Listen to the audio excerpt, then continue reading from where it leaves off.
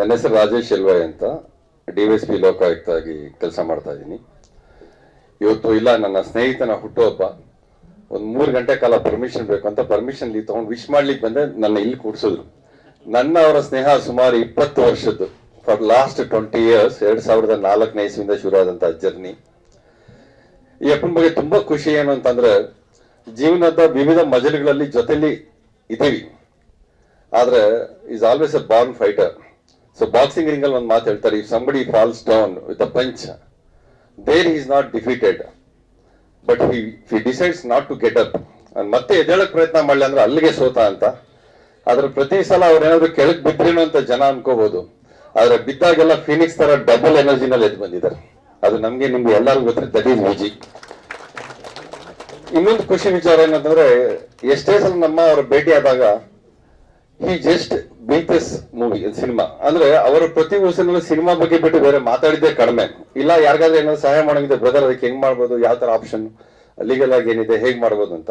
ಅದ್ ಬಿಟ್ರೆ ಸಿನಿಮಾ ಬಗ್ಗೆ ಇವೆರಡು ಬಿಟ್ಟು ಬೇರೆ ವಿಚಾರ ಮಾತಾಡಿದ್ದಿಲ್ಲ. ನಾನು ಜಗಳಾಡಿದ್ದು ಉಂಟು. ಇನ್ನೇನ್ ಬೇರೆ ಪ್ರಪಂಚನೇ ಇಲ್ವೋ ನಿಮ್ಗೆ ಸಿನಿಮಾ ಬಿಟ್ರೆ? ಯಾವಾಗ ಕೇಳಿದ್ರು ಸಿನಿಮಾ ಅದು ಇದು ಅಂತ ಬಿಟ್ಟು ಹೊರಗಡೆ ಮಾತಾಡಿದ್ದೇ ಇಲ್ಲ ಸಬ್ಜೆಕ್ಟ್.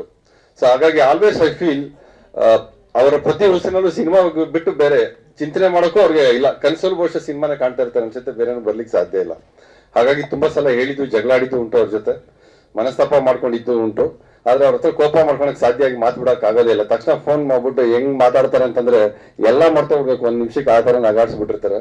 ಸೊ ಬಹುಶಃ ಇವತ್ತು ನನ್ನ ಮಗ ಜಯಸೂರ್ಯ ಟಾಸ್ಕ್ ಅನ್ನೋ ಮೂವಿನಲ್ಲಿ ನಾಯಕ ನಟನಾಗಿ ಮಾಡ್ತಾ ಇದ್ದೇನೆ ಅದು ಸಂಪೂರ್ಣವಾಗಿ ಅವರ ಆಶೀರ್ವಾದದಿಂದಾನೆ. ಅಂದ್ರೆ ಅವ್ರು ಬೆಳೆಸಿದಂತ ಹುಡುಗ, ಭೀಮಾದಲ್ಲಿ ಒಂದು MLA ಮಗನ ಪಾತ್ರ ಕೊಟ್ರು. ಸೊ ಅದನ್ನ ಅವರು ಚೆನ್ನಾಗಿ ಇವರ ಗರಡಿನಲ್ಲಿ ಅವನು ಶುರು ಆಯ್ತು.